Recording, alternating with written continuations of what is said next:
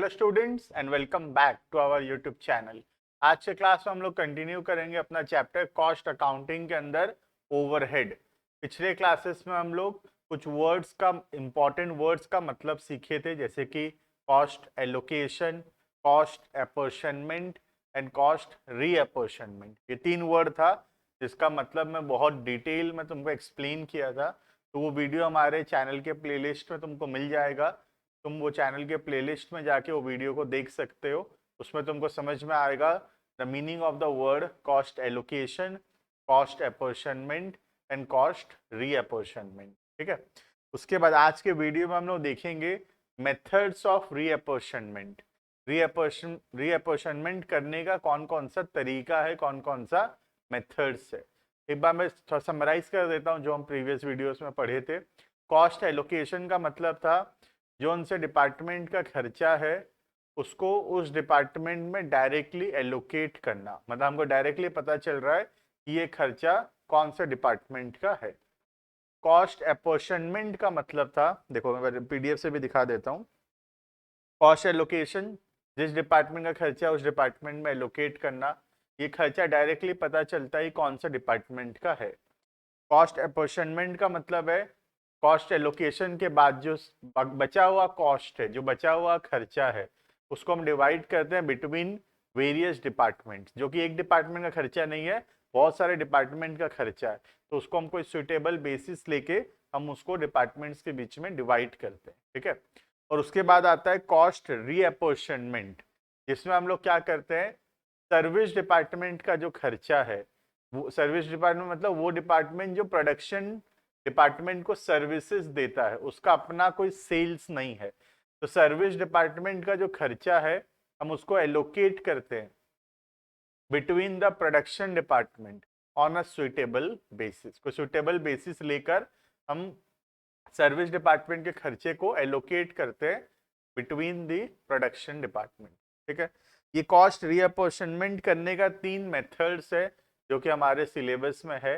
हम 1 bye 1 methods पढ़ेंगे और उसका एक एक वीडियो बनाएंगे। तो हम हर एक मेथड का एक वीडियो बनाएंगे जिसमें हम लोग वो मेथड क्या होता है देखेंगे और उसके बाद उसका कुछ क्वेश्चंस देखेंगे। ठीक है। तो 3 तरीका होता है रीअपॉर्शनमेंट करने का जो हमारे सिलेबस में है। First one is direct redistribution method, जो कि आज यहाँ पे पढ़ाया जाएगा। आज के वीडियो में यही पढ़ाया जाएगा, what is direct redistribution method. ठीक है। उसके अलावा 2 मेथड और होता है, स्टेप मेथड और थर्ड होता है रेसिप्रोकल सर्विस मेथड। ठीक है। तो ये 3 मेथड्स है कॉस्ट रीअपॉर्शनमेंट करने का। मतलब सर्विस डिपार्टमेंट का खर्चा को एलोकेट करना बिटवीन द प्रोडक्शन डिपार्टमेंट। ठीक है। हम आज के वीडियो में पहला मेथड पढ़ने जा रहे हैं, that is direct redistribution method. ठीक है। देखो ये हो गया first method, direct redistribution method. हम इसमें क्या करते हैं, सर्विस डिपार्टमेंट का जो खर्चा है डायरेक्टली एलोकेट करते हैं किसके बीच में, प्रोडक्शन डिपार्टमेंट के बीच में। ठीक है। हम लोग इसमें इग्नोर करते हैं एक सर्विस डिपार्टमेंट का खर्चा, एक सर्विस डिपार्टमेंट का खर्चा किसी दूसरे सर्विस डिपार्टमेंट में एलोकेट नहीं करते। हम हर एक सर्विस डिपार्टमेंट का खर्चा सिर्फ एलोकेट करते हैं किसको, प्रोडक्शन डिपार्टमेंट के ऊपर। जैसे कि for example suppose 2 production department है ए बी और 2 सर्विस डिपार्टमेंट है एक्स वाई। ठीक है। अब हम लोग पहला मेथड में क्या करते हैं, डिपार्टमेंट एक्स का खर्चा जो है एलोकेट करेंगे बिटवीन ए एंड बी। ठीक है। और डिपार्टमेंट वाई का जो खर्चा है उसको भी एलोकेट करेंगे between A and B. X का खर्चा वाई में एलोकेट नहीं होगा, वाई का खर्चा एक्स में एलोकेट नहीं होगा। हर एक सर्विस डिपार्टमेंट का खर्चा किसके बीच एलोकेट होगा, between the other production department. ठीक है। तो एक्स का खर्चा, डिपार्टमेंट एक्स का खर्चा एलोकेट हुआ किसके किसके बीच में, ए और बी के बीच में। ठीक है। और सर्विस डिपार्टमेंट वाई का खर्चा एलोकेट हुआ ए और बी के। समझ में आ रहा है। तो हर एक सर्विस डिपार्टमेंट का खर्चा हम एलोकेट करते हैं किसके बीच में, ए और B, that is production department के बीच में। ठीक है, इसको बोलते हैं कॉस्ट रीअपोर्शनमेंट, मतलब सर्विस डिपार्टमेंट का जो खर्चा है उसको डिवाइड करना वापस से किसके बीच में, प्रोडक्शन डिपार्टमेंट्स के बीच में। ठीक है, देखना एक एग्जांपल देखेंगे तो और बेटर समझ में आएगा। यहाँ पे रीड करते हैं, service department cost under this method are apportioned over production departments only. मतलब एक सर्विस डिपार्टमेंट एक्स का खर्चा सिर्फ प्रोडक्शन डिपार्टमेंट ए और बी के बीच में एलोकेट होगा, और एक सर्विस डिपार्टमेंट वाई का खर्चा सिर्फ प्रोडक्शन डिपार्टमेंट ए और बी के बीच में एलोकेट होगा। ठीक है, ignoring the services rendered by one service department to the other, मतलब एक्स का खर्चा वाई में एलोकेट नहीं होगा या वाई का खर्चा एक्स में एलोकेट नहीं होगा। समझ में आ रहा है? To understand the application of this method, go through the illustrations which follow. ठीक है, देखना, Excel Limited has 3 production departments and 4 service departments. तो 3 प्रोडक्शन डिपार्टमेंट है और 4 तो service department. The expenses for the departments are as per primary distribution summary are as follows. तो बता दिया किसका कितना खर्चा है। ये तीनों प्रोडक्शन डिपार्टमेंट है, ए बी और सी, इनका खर्चा इतना इतना इतना। ठीक है, ये सारा कौन सा डिपार्टमेंट है, service department, stores, time keeping, power, canteen, ये सब का खर्चा जो है डिवाइड करेंगे किसके बीच में, बिटवीन द प्रोडक्शन डिपार्टमेंट। ठीक है, द फॉलोइंग इंफॉर्मेशन, कोई सुइटेबल बेसिस दिया है, हम खर्चा कौन सा टाइप का है, ये कौन सा डिपार्टमेंट है, उसके कोई सुइटेबल बेसिस लेकर हम खर्चे को डिवाइड करेंगे।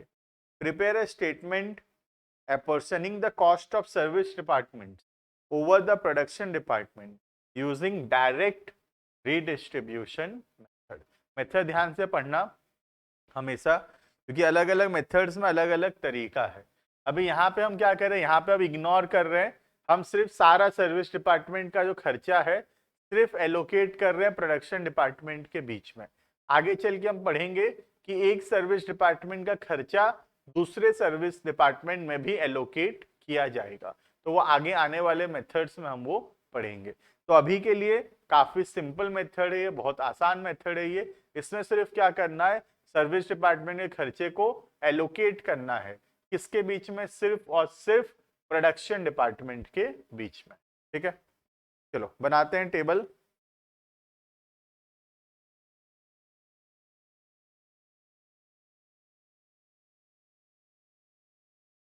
Statement of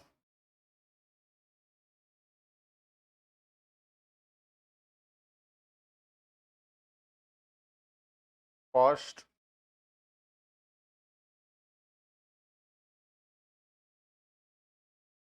apportionment using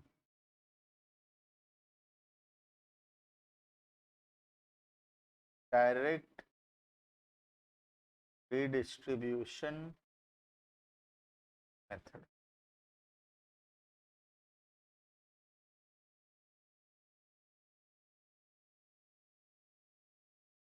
Particulars basis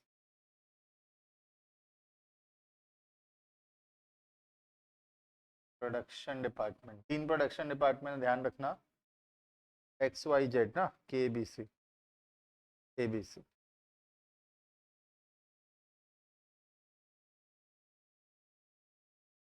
और सर्विस डिपार्टमेंट कितना है, 4 है, स्टोर्स, टाइम कीपिंग,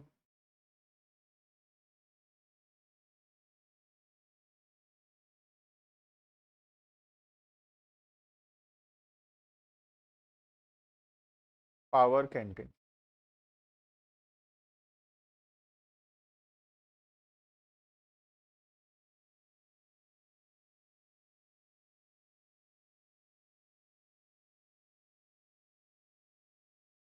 देखो सबसे पहला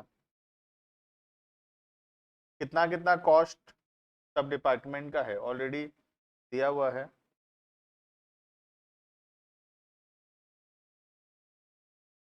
30 लाख, 26 लाख, 24 लाख।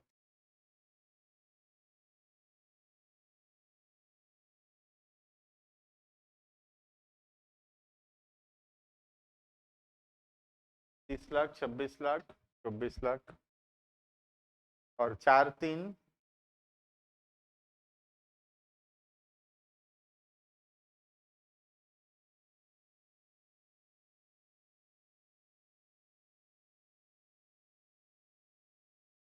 4 लाख, 3 लाख, 1,60,000, 1 लाख।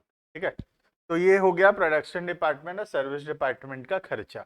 ये हो गया basically cost allocation and cost apportionment के बाद। ठीक है, अब हमको क्या करना है, कॉस्ट रीअपॉर्शनमेंट करना है। मतलब सर्विस डिपार्टमेंट का जो खर्चा है उसको हम डिवाइड करेंगे किसके बीच, प्रोडक्शन डिपार्टमेंट के बीच में, कोई सुइटेबल बेसिस लेकर।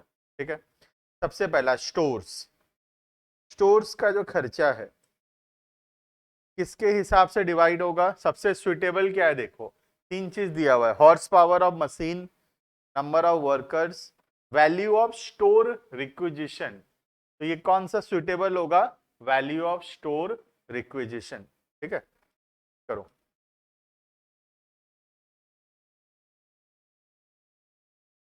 स्टोर्स सुइटेबल बेसिस है वैल्यू ऑफ स्टोर रिक्विजिशन।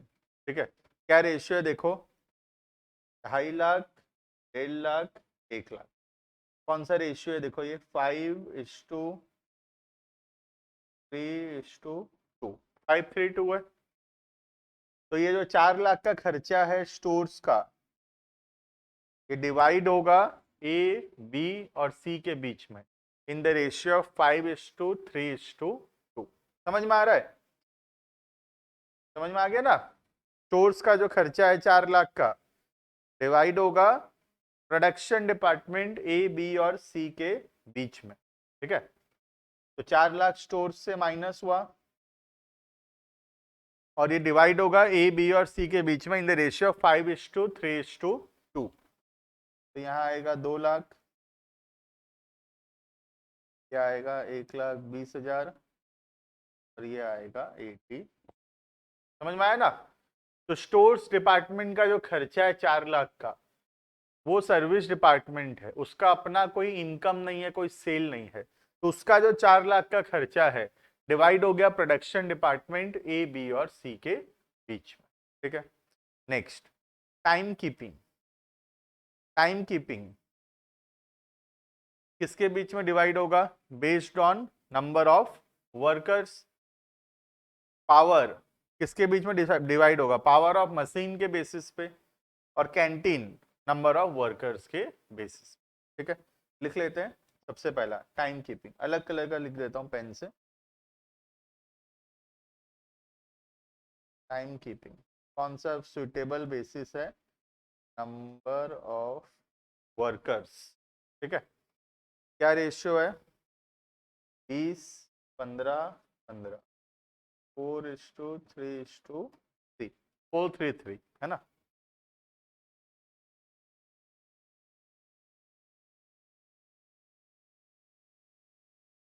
तो 3 लाख यहाँ से टाइम कीपिंग वाला से डिपार्टमेंट से माइनस हुआ और ये 3 लाख डिवाइड होगा ए, बी और सी के बीच में इन द रेशियो 4:3:3। 1,20,000, 90,000, 90,000। ठीक है, उसके बाद पावर, पावर डिवाइड होगा on the basis of power of the machine, है ना।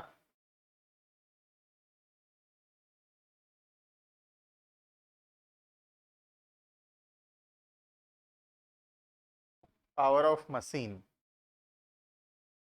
300, 300, 200, 3:3:2।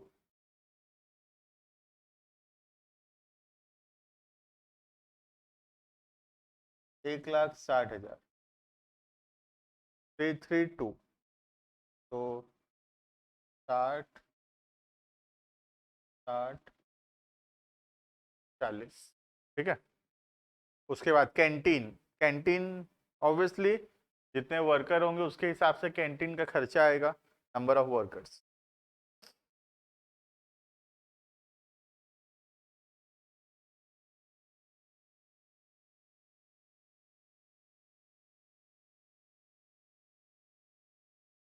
नंबर ऑफ वर्कर 4:3:,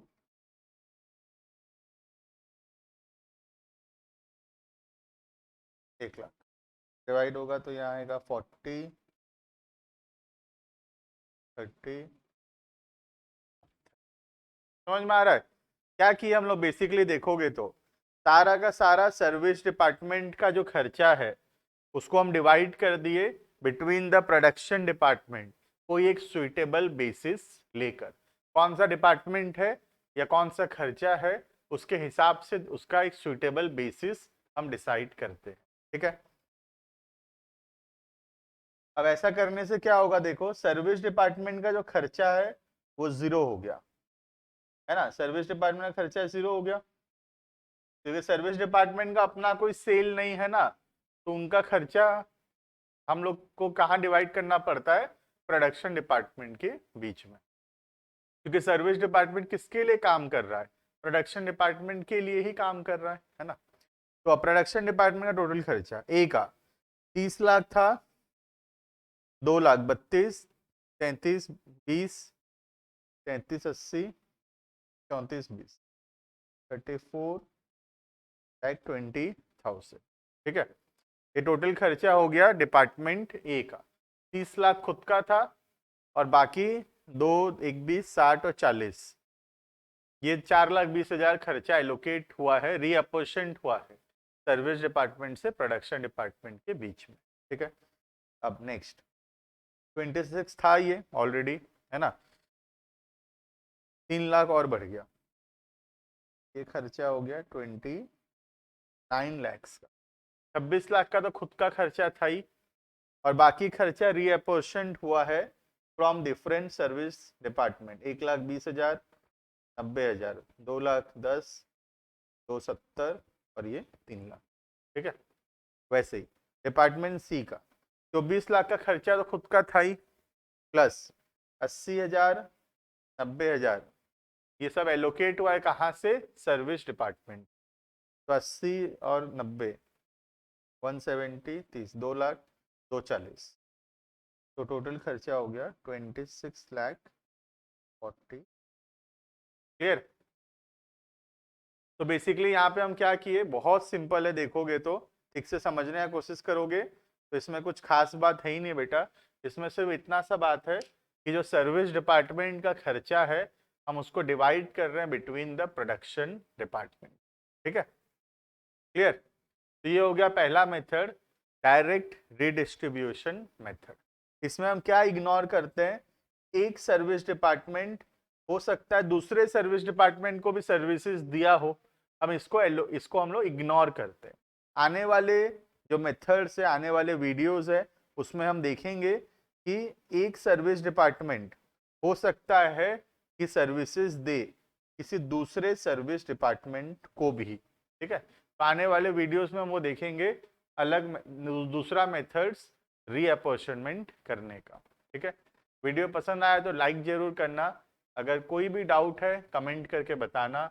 हम बीकॉम का पूरा सिलेबस फ्री में अपलोड कर रहे हैं यूट्यूब में, तो तुम चैनल के प्लेलिस्ट में जाके वीडियोस देख सकते हो। इस वीडियो के डिस्क्रिप्शन में हर एक डिटेल दिया हुआ है, हमारे सारे के सारे सोशल मीडिया आईडीज दिए हुए हैं, तुम उसको फॉलो कर सकते हो जिससे तुमको टाइमली अपडेट्स मिलता रहेगा। चलो इसी के साथ ये वीडियो को यहाँ पे एंड करते हैं। वीडियो पसंद आया तो जरूर कमेंट करके बताना। Thank you and bye bye.